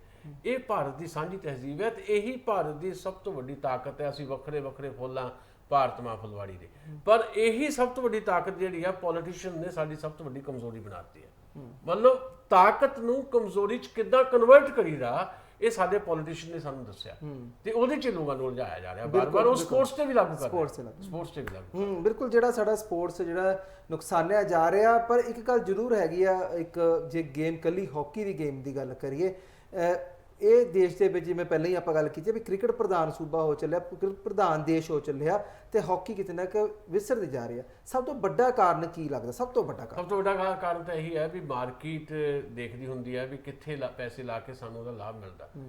ਕ੍ਰਿਕਟ ਦੇ ਵਿੱਚ ਪੈਸੇ ਲਾ ਕੇ ਉਹਨਾਂ ਦੇ ਪੈਸੇ ਦੂਣੇ ਸਵਾਣੇ ਹੁੰਦੇ ਆ, ਬੜੇ ਜ਼ਿਆਦਾ, ਡਬਲ ਟ੍ਰਿਪਲ ਬੜਾ ਕੁਝ ਹੁੰਦਾ ਹੈ। ਤੇ ਇਸ ਕਰਕੇ ਕ੍ਰਿਕਟ, ਕਿਉਂਕਿ ਤੁਸੀਂ ਵੀ ਆਫ ਦੀ ਏਅਰ ਇੱਕ ਗੱਲ ਕਰ ਰਹੇ ਸੀ ਵੀ ਕ੍ਰਿਕਟ ਥੋੜੀ ਲੰਬੀ ਖੇਡ ਹੈ, 5 ਦਿਨ ਤੱਕ ਚੱਲਦੀ ਆ, ਡਿਸਪਲੇ ਜ਼ਿਆਦਾ ਹੁੰਦਾ, 5 ਦਿਨ ਚੱਲਦੀ ਆ, ਜਾਂ 1 ਦਿਨ ਦੇ ਮੈਚ ਹੁੰਦੇ ਆ, ਜੇ 20 ਮੈਚ ਵੀ ਹੁੰਦੇ ਆ ਤਾਂ ਵੀ ਨੀਅਰ ਅਬਾਊਟ 3-4 ਘੰਟੇ ਦਾ ਉਹ ਸਾਰਾ ਪ੍ਰੋਸੈਸ ਹੁੰਦਾ, ਕਮੈਂਟਰੀ ਹੁੰਦੀ ਆ, ਉਸ ਡਿਸਪਲੇ ਉਹਦੇ 'ਚ ਬਹੁਤ ਹੈ। ਮਤਲਬ ਕ੍ਰਿਕਟ ਦਾ ਕੋਈ ਵੀ ਖਿਡਾਰੀ ਲੈ ਲਓ ਤੁਸੀਂ, ਉਹਦੀ ਸ਼ਰਟ ਤੋਂ ਲੈ ਕੇ ਉਹਦੇ ਸ਼ੂ ਤੱਕ, ਉਹਦੇ ਪੈਡ ਤੱਕ, ਉਹਦਾ ਬੈਟ ਤੱਕ, ਉਹਦੇ ਗਲਵਸ ਤੱਕ, ਹਰ ਥਾਂ ਦੇ ਉੱਤੇ, ਹਰ ਥਾਂ ਤੇ ਚੇਪੀ ਆ ਕੋਈ ਨਾ ਕੋਈ, ਕਿਤੇ ਨਾ ਕਿਤੇ ਸਪਾਂਸਰ ਹੈ ਉਹ ਸਾਰੀਆਂ ਚੀਜ਼ਾਂ ਜਿਹੜੀਆਂ ਪ੍ਰਾਪਰਟੀ ਜਿਹੜੀ ਆ ਜਾਂ ਦੌਲਤ ਜਿਹੜੀ ਆ ਉਹਨੂੰ ਵਧਾਉਣ ਦੇ ਵਿੱਚ ਕੰਮ ਆਉਂਦੀਆਂ। ਸੋ ਇਸ ਕਰਕੇ ਕ੍ਰਿਕਟ ਨੂੰ ਇਦਾਂ ਅਪਲਾਈ ਕਰ ਦਿੱਤਾ ਗਿਆ ਸਾਡੇ ਦੇਸ਼ ਦੇ ਵਿੱਚ। ਸਾਡੀ ਨੈਸ਼ਨਲ ਗੇਮ ਪਿੱਛੇ ਕ੍ਰਿਕਟ ਜਿਹੜੀ ਆ ਸਭ ਤੋਂ ਉੱਪਰ ਇੱਕ ਜਿੱਦਾਂ ਧਰਮ ਹੁੰਦਾ। ਦੇਖੋ ਕ੍ਰਿਕਟ 올림픽 ਦੇ ਵਿੱਚ ਵੀ ਸ਼ਾਮਲ ਨਹੀਂ ਹਾਲੇ ਤੱਕ, ਮਤਲਬ ਜੇ ਉਹ ਸੱਚਮੁੱਚ ਖੇਡ ਹੁੰਦੀ ਤਾਂ 올림픽 ਸ਼ਾਮਲ ਹੁੰਦੀ ਨਾ। ਇਹ ਠੀਕ ਹੈ, ਆਉਣ ਵਾਲੇ ਸਮੇਂ 'ਚ 올림픽 ਸ਼ਾਮਲ ਕਰ ਲੈਣਗੇ, ਉਹਦਾ ਛੋਟਾ ਫਾਰਮੈਟ ਕੋਈ ਹੋ ਸਕਦਾ ਕੱਲ ਨੂੰ 2020 ਥਾਂ ਤੇ 10-10 ਹੋ ਜਵੇ, ਵੀ 10-10 ਓਵਰ ਦਾ ਮੈਚ ਕ੍ਰਿਕਟ ਦਾ ਵੀ ਹੋਊਗਾ। ਸਿੰਗਲ ਵਿਕਟ ਵੀ ਅੱਜ ਕੱਲ੍ਹ ਸਰਕਾਰਾਂ ਲਈ ਨਾ, ਸਾਡੀਆਂ ਲਈ ਇੱਕ ਮਨੋਰੰਜਕ ਇਵੈਂਟ ਹੈ। ਜਿਵੇਂ ਯਾਦ ਹੋਣਾ ਸ਼੍ਰੋਮਣੀ ਅਕਾਲੀ ਦਲ ਨੇ ਬਹੁਤ ਜਦੋਂ ਆਪਣੀ ਉਹ ਸੱਤਾ 'ਚ ਅਸੀਂ ਕਬੱਡੀ ਸ਼ੁਰੂ ਕੀਤੀ, ਕਬੱਡੀ ਕੀਤੀ ਕਰੋੜਾਂ ਦੀ, ਉਹ ਕੀ ਸੀ? ਇਵੈਂਟ ਸੀਗਾ। ਉਹਦੇ ਨਾਲ ਉਹਨਾਂ ਨੇ ਇੰਨਾ ਸ਼ੋਰ ਮਚਾਇਆ, ਪੋਲੀਟੀਕਲੀ ਯੂਜ਼ ਕੀਤਾ, ਬਲਕਿ ਸਿੰਗਰ ਵੱਡੇ ਵੱਡੇ ਬੁਲਾ ਲਏ, ਨਚਾਰ ਬੁਲਾ ਲਏ, ਜਿਨ੍ਹਾਂ ਦਾ ਹਾਲ ਤੱਕ ਪੈਸਾ ਵੀ ਨਹੀਂ ਖੈਰ ਉਹਨਾਂ ਨੇ ਦਿੱਤਾ। ਉਹ ਉਹਨਾਂ ਦਾ ਚਲੋ ਵੱਖਰਾ ਇਸ਼ੂ ਹੈ। ਪਰ ਜਿਹੜੇ ਗੱਲ ਕਰਾਂਗੇ, ਜਿਹੜੇ ਉਹ ਕੁਛ ਜਿਹੜੇ ਸਾਡੇ ਖਿਡਾਰੀ ਆ ਨਾ ਅੱਜ ਵੀ, ਜਿਨ੍ਹਾਂ ਕੋਲ ਜੁੱਤੀਆਂ ਨਹੀਂ ਹੈ, ਸਰਕਾਰ ਇਹ ਵੀ ਨਹੀਂ ਪੁੱਛਦੀ, ਸਰਕਾਰ ਨੂੰ ਤਾਂ ਇਹ ਵੀ ਨਹੀਂ ਪਤਾ ਹੁੰਦਾ ਇਹਨਾਂ ਨੇ ਗੇਮ 'ਚ ਖੇਡਣ ਜਾਣਾ। ਉਹਨਾਂ ਨੇ ਵੀ ਨਹੀਂ ਪਤਾ ਹੁੰਦਾ, ਨਾ ਕੋਈ ਜੁੱਤੇ ਨਾ ਕੱਪੜੇ, ਕੁਛ ਨਹੀਂ ਹੁੰਦਾ। ਉਹ ਆਪਣੀ ਮਲਕੇ ਵਿਚਾਰੇ ਬਿਲਕੁਲ ਸੁਧਾਰ ਕਰਾਂਦੇ, ਆਪਣੇ ਅਰੇਂਜ ਕਰਦੇ ਨੇ। ਇਹ ਗੱਲ ਮੈਂ ਇੱਕ ਲਾਸਟ ਸਵਾਲ ਇਹੀ ਹੈਗਾ ਕਿ ਜੇਕਰ ਸਾਡੇ ਖਿਡਾਰੀਆਂ ਨੂੰ ਪੂਰੀ ਫੈਸਿਲਿਟੀ ਗਰਾਊਂਡ ਲੈਵਲ ਤੋਂ ਸ਼ੁਰੂ ਤੋਂ ਹੀ ਜਦ ਤੋਂ ਖੇਲਣਾ ਸ਼ੁਰੂ ਕਰ ਦਿੱਤਾ ਤੋਂ ਦਿੱਤੀ ਜਾਵੇ, ਉਹੇ ਜੇ ਬੂਟ ਦਿੱਤੇ ਜਾਣ ਪਾਉਣਾ ਚ, ਉਹੋ ਜਿਹਾ ਮੈਟ ਦਿੱਤਾ ਜਾਵੇ ਜਿੱਥੇ ਆ ਕੇ ਗੇਮ 'ਚ ਉਹਨੇ ਫੋਰਸ ਲਾਉਣੀ ਹੈ। ਕਿਉਂਕਿ ਜੇ ਜ਼ਮੀਨ ਤੇ ਹਾਰਡ ਜਿਹੜੀ ਮਿੱਟੀ ਦੇ ਫੋਰਸ ਲੱਗਦੀ ਹੈ ਹਾਕੀ ਦੀ ਹੋਰ ਹੁੰਦੀ ਹੈ, ਮੈਟ ਤੇ ਹੋਰ ਹੁੰਦੀ ਹੈ। ਜੇ ਉਹੀ ਫੋਰਸ ਮਿਲੇ, ਉਹੀ ਸਭ ਕੁਝ ਮਿਲੇ, ਤਾਂ ਲੱਗਦਾ ਕਿ ਗੋਲਡ ਸਾਡੇ ਲਈ ਕੋਈ ਵੱਡੀ। ਇਹਦੇ 'ਚ ਇੱਕ ਮਿੰਟ ਗੱਲ ਕਰਾਂ ਮੈਂ ਪਹਿਲਾਂ, ਹੁਣੀ ਅਸੀਂ ਜਦੋਂ ਆ ਰਹੇ ਸੀ ਨਾ ਰਸਤੇ 'ਚ, ਤੇ ਇੱਕ ਬੱਚੀ ਸੜਕ ਦੇ ਉੱਤੇ ਹੀ ਜਿਮਨਾਸਟ ਕਰ ਰਹੀ ਸੀ, ਉਹ ਮੰਗਣ ਲਈ ਕਰ ਰਹੀ ਸੀ। ਆਮ ਕਰਕੇ ਆ ਸੁਹਾਣਾ ਗੁਰਦੁਆਰਾ ਸਾਹਿਬ ਦੇ ਨੇੜੇ ਦੇਖਣ ਨੂੰ ਤੁਸੀਂ ਇਹ ਦੇਖੋਗੇ। ਪਰ ਇਹੀ ਤੁਸੀਂ ਦੇਖੋ, ਜਦੋਂ ਜਿਮਨਾਸਟ ਸਾਡੀ ਕੋਈ ਟੀਮ ਜਾਂਦੀ ਹੈ, ਕਿਉਂਕਿ ਜੇ ਜਾਂਦੀ ਵੀ ਹੈ ਬੱਚੇ, ਉਹ ਜਿਹੜੇ ਜਾਂਦੇ ਆ ਨਾ, ਜਿਹੜੀਆਂ ਬਾਕੀ ਗੇਮਸ ਨੇ, ਉਹ ਥੋੜੇ ਜੇ ਹਾਈ, ਥੋੜੀ ਜਿਹੀ ਜਿਹੜੇ ਘਰਾਂ ਰੱਜਦੇ ਪੁੱਜੇ ਜਿਹੜੇ ਘਰ ਖਿਲਾ ਲੈਂਦੇ ਆ ਬੱਚਿਆਂ ਨੂੰ, ਉਹ ਵਾਲੇ ਜਾਂਦੇ ਆ ਲਾਈਵ ਸ਼ੂਟਿੰਗ ਗੇਮ। ਹਾਂ, ਜੇ ਸੱਚੀ ਸਾਡੀ ਖੇਡ ਨੀਤੀ ਹੁੰਦੀ, ਜੇ ਸਾਡੇ ਜਿਹੜੇ ਸਰਕਾਰੀ ਅਫਸਰਾਂ ਸੀਟਾਂ ਤੇ ਬੈਠੇ ਨੇ, ਉਹ ਚੁਣਦੇ ਬੱਚੇ ਦੇਖੋ ਵੀ ਕਿਹੜਾ ਬੱਚਾ ਕੀ ਕਰ ਰਿਹਾ। ਇਹ ਤੈਰਾਕੀ ਸ਼ੁਰੂ ਕਰਦੇ ਜਿਹੜੇ ਥੋੜੇ ਜੇ ਸਜਦੇ ਪੁੱਜਦੇ ਘਰ ਜਿਹੜੇ ਬੱਚੇ ਲੈ ਕੇ ਜਾਂਦੀਆਂ, ਮਾਵਾਂ ਜਾਂਦੀਆਂ ਗੱਡੀਆਂ 'ਚ ਲੈ ਕੇ ਜਾਂਦੀਆਂ, ਉੱਥੇ ਬੈਠੀ ਰਹਿੰਦੀਆਂ, ਚੰਗਾ ਖਾਣ ਪੀਣ ਨੂੰ ਮਿਲਦਾ। ਸਾਡੇ ਇੱਥੇ ਬੱਚੇ 3-3 ਸਾਲ ਦੇ ਟੋਭਿਆਂ 'ਚ ਛਾਲਾਂ ਮਾਰਦੇ ਨੇ, ਉਹ ਤੈਰਾਕੀ ਕਰ ਲੈਂਦੇ ਨੇ, ਉਹ ਸਾਰਾ ਕੁਝ ਹੀ। ਬਲਕਿ ਜਿਹੜੇ ਬੱਚੇ ਆ, ਜੇ ਤੁਸੀਂ ਖੇਡ, ਤੁਹਾਡੀ ਨੀਤੀ ਹੋਵੇ, ਤੁਹਾਡੀ ਇਮਾਨਦਾਰੀ ਹੋਵੇ, ਤੁਸੀਂ ਬੱਚੇ ਪੈਦਾ ਕਰੋ। ਜਿਵੇਂ ਰੋਡ ਤੇ ਬੱਚਾ ਜਦੋਂ ਕਲਾਬਾਜ਼ੀਆਂ ਦਿਖਾਉਂਦਾ ਤਾਂ ਉਹ ਤੋਂ ਵੀ ਸਿਲੈਕਟ ਕੀਤਾ ਜਾ ਸਕਦਾ। ਉਹਨੂੰ ਟੈਲੈਂਟ ਬਹੁਤ ਹੈ ਸਾਡੇ ਕੋਲ, ਟੈਲੈਂਟ ਨੂੰ ਵਰਤ ਕੇ ਉਹਨੂੰ ਉਹ ਜਿਹੀ ਸਹੂਲਤਾਂ ਦਿੱਤੀਆਂ ਜਾਣ ਤਾਂ ਕਿਉਂ ਨਹੀਂ ਆਪਣਾ ਗੋਲਡ ਹੈ। ਬੜਾ ਟੈਲੈਂਟ ਹੈ ਜੀ। ਟੈਲੈਂਟ ਨੂੰ ਸਹੀ ਡਾਇਰੈਕਸ਼ਨ ਤੇ ਸਹੀ ਜਿਹੜੀਆਂ ਉਹਦਾ ਬੇਸਿਕ ਸਟਰਕਚਰ ਸਾਡਾ ਜਿਹੜਾ ਸਪੋਰਟਸ ਦਾ, ਉਹਨੂੰ ਬਣਾਉਣ ਦੀ ਲੋੜ ਹੈ। ਇੱਕੋ ਗੱਲ ਕਰਨੀ ਲਾਸਟ, ਹਾਲਤ ਸਾਡੀ ਇਹ ਹੈ ਵੀ ਜੇ ਮੈਂ ਪੰਜਾਬ ਦੀ ਗੱਲ ਕਰਦਾ, ਸਾਡੇ ਇੱਥੇ ਕਿਉਂਕਿ ਹਾਕੀ ਸਾਡੀ ਇੱਕ ਕਿਸਮ ਦੀ ਮਾਂ ਖੇਡ ਵਾਂਗ ਹੀ ਅਜੇ ਤੱਕ ਵੱਡੀ ਹੈ, ਪਰ ਸਾਡੇ ਇੱਥੇ ਵਿੰਗ ਹੁੰਦੇ ਸੀਗੇ। ਮਤਲਬ ਇੱਕ ਸ੍ਰੀ ਦੁਆਬੇ 'ਚ ਪਿੰਡ ਹੈ, ਉੱਥੇ ਵਿੰਗ ਸੀ ਹਾਕੀ ਦਾ। ਸੰਸਾਰਪੁਰ ਕਿਸੇ ਵੇਲੇ ਸਾਡੀ 올림픽 ਟੀਮ ਦੇ ਵਿੱਚ ਸੰਸਾਰਪੁਰ ਦੇ 9 ਖਿਡਾਰੀ ਸੀ 올림픽 ਟੀਮ 'ਚ। ਸੰਸਾਰਪੁਰ ਵਿੰਗ ਹੁੰਦਾ ਸੀ, ਉਹ ਤੋੜਤਾ। ਫੁੱਟਬਾਲ ਦਾ ਵਿੰਗ ਹੁਸ਼ਿਆਰਪੁਰ ਜ਼ਿਲ੍ਹੇ ਸੀ, ਉਹ ਤੋੜਤਾ। ਸਪੋਰਟਸ ਕਾਲਜ ਜਲੰਧਰ ਸੀ, ਉਹ ਬਿਲਕੁਲ ਖਤਮ ਕਰ ਦਿੱਤਾ। ਸੋ ਸਾਡਾ ਬੇਸਿਕ ਸਟਰਕਚਰ ਤਾਂ ਮਾਰਤਾ ਇਹਨਾਂ ਨੇ। ਹਰ ਚੀਜ਼ 'ਚ ਮਾਰਿਆ। ਪਰ ਲਾਸਟ ਗੱਲ ਮੈਂ ਕਰਨੀ ਆ, ਜਿਹੜਾ ਅਸੀਂ ਕਾਂਸੀ ਦਾ ਮੈਡਲ ਜਿੱਤਿਆ ਸਾਡੀ ਟੀਮ ਨੇ, ਕਿੱਥੋਂ ਜਿੱਤਿਆ? ਜਰਮਨੀ ਤੋਂ। ਭਾਰਤ ਦੇ ਵਿੱਚ ਸਾਡੇ 2 ਜਾਂ 3 ਐਸਟ੍ਰੋਟਰਫ ਹੈ ਜਿਸ ਗਰਾਊਂਡ ਤੇ ਉਹ ਮੈਚ ਹੋਇਆ। ਜਿਹਨੂੰ ਹਰਾਇਆ ਸੀ ਜਰਮਨੀ ਨੂੰ, ਉਹਨਾਂ ਦੇ ਹਰ 10 ਕਿਲੋਮੀਟਰ ਤੇ ਉਦਾਂ ਦੀ ਹੀ ਗਰਾਊਂਡ। ਇਹ ਫਰਕ ਹੈ। ਉਹਦੇ ਬਾਵਜੂਦ ਵੀ ਅਸੀਂ ਜੇ ਉਹਨੂੰ ਹਰਾਇਆ ਤੇ ਉਹਦੇ ਬਾਵਜੂਦ ਵੀ ਜੇ ਸਾਡੀਆਂ ਕੁੜੀਆਂ 12ਵੇਂ ਤੋਂ 4ਥੇ ਨੰਬਰ ਤੱਕ ਆ ਗਈਆਂ, ਅਸੀਂ ਘੱਟੋ ਘੱਟ ਸਟਾਰ ਕੈਨੇਡਾ ਵੱਲੋਂ ਸਲੂਟ, ਬਹੁਤ ਬਹੁਤ ਸਲੂਟ ਹੈ। ਤੇ ਨਾਲ ਇਹ ਜ਼ਰੂਰ ਉਮੀਦ ਕਰਾਂਗੇ ਸਰਕਾਰਾਂ ਸਿਰਫ ਤੇ ਦਮਗੱਜੇ ਨਾ ਮਾਰਨ, ਮਨ ਕੀ ਬਾਤ ਨਾ ਕਰਨ, ਇੱਥੇ ਦੇਖਣ ਵੀ ਜ਼ਮੀਨ ਤੇ ਕੀ ਹੋਣਾ ਚਾਹੀਦਾ। ਜ਼ਮੀਨ ਦੇ ਗੱਲ ਬਿਲਕੁਲ। ਬਹੁਤ ਬਹੁਤ ਧੰਨਵਾਦ ਤੁਹਾਡਾ ਦੋਨਾਂ ਦਾ ਜੀ, ਤੁਸੀਂ ਬੜਾ ਜਿਹੜਾ ਸਾਥ ਦਿੱਤਾ ਅੱਜ, ਬੜੀ ਵਧੀਆ ਗੱਲਾਂ ਇਹਦੇ ਟੌਪਿਕ ਤੇ ਕੀਤੀਆਂ। ਬਿਲਕੁਲ ਗੱਲ ਸਹੀ ਹੈਗੀ ਕਿ ਫੈਸਿਲਿਟੀ ਜੇ ਸਾਨੂੰ ਮਿਲਣ ਤਾਂ ਗੋਲਡ ਵੀ ਸਾਡੇ ਲਈ ਕੋਈ ਵੱਡੀ ਚੀਜ਼ ਨਹੀਂ, ਕਿਉਂਕਿ ਬਿਨਾਂ ਫੈਸਿਲਿਟੀ ਤੋਂ ਜੇ ਅਸੀਂ ਇੱਥੇ ਤੱਕ ਪਹੁੰਚ ਸਕਦੇ ਹਾਂ, ਜੇ ਕੁਝ ਫੈਸਿਲਿਟੀਆਂ ਸਰਕਾਰਾਂ ਦਾ ਸਾਥ ਜਾਂ ਸਹੀ ਤਰੀਕੇ ਨਾਲ ਜੇ ਸਾਨੂੰ ਜਿਹੜੇ ਫੰਡ ਨੇ ਜਾਂ ਰਿਫਰੈਸ਼ਮੈਂਟਸ ਨੇ ਜਾਂ ਜਿਹੜਾ ਡੇਲੀ ਖੁਰਾਕ ਆ ਉਹ ਮਿਲੀ ਜਾਵੇ ਤਾਂ ਸਾਡੇ ਪਲੇਅਰ ਕੁਝ ਵੀ ਕਰ ਸਕਦੇ ਆ। ਪਰ ਸਾਡੇ ਜਿਹੜੇ ਨੀਅਤ ਤੇ ਨੀਤੀ ਦੋਨੋਂ ਜਿਹੜੀਆਂ ਸਾਫ਼ ਨਹੀਂ ਹੈਗੀਆਂ, ਇਸੇ ਕਰਕੇ ਜਿਹੜਾ ਸਾਡਾ ਖੇਡ ਹੈ ਉਹ ਲਗਾਤਾਰ ਹੋਰ ਡਾਊਨ ਤੇ ਡਾਊਨ ਹੁੰਦੇ ਜਾ ਰਹੀ ਹੈ। ਨੈਸ਼ਨਲ ਗੇਮ ਨੂੰ ਅਸੀਂ ਭੁੱਲਦੇ ਜਾ ਰਹੇ ਹਾਂ ਤੇ ਸਿਰਫ ਕਮਰਸ਼ੀਅਲ ਗੇਮਸ ਦੇ ਵੱਲ ਅਸੀਂ ਵੱਧਦੇ ਜਾ ਰਹੇ ਹਾਂ, ਜਿਹਦੇ ਤੋਂ ਸਾਨੂੰ ਕਰੇਜ਼ ਕਰਨ ਦੀ ਲੋੜ ਵੀ ਹੈਗੀ ਹੈ। ਸੋ ਉਮੀਦ ਕਰਦੇ ਹਾਂ ਕਿ ਅੱਜ ਦਾ ਸ਼ੋਅ ਤੁਹਾਨੂੰ ਪਸੰਦ ਆਇਆ ਹੋਵੇਗਾ। ਹੁਣ ਮੈਨੂੰ ਜਸਪ੍ਰੀਤ ਸਿੰਘ ਅਸ਼ਕ ਨੂੰ ਦਿਓ ਇਜਾਜ਼ਤ। ਧੰਨਵਾਦ।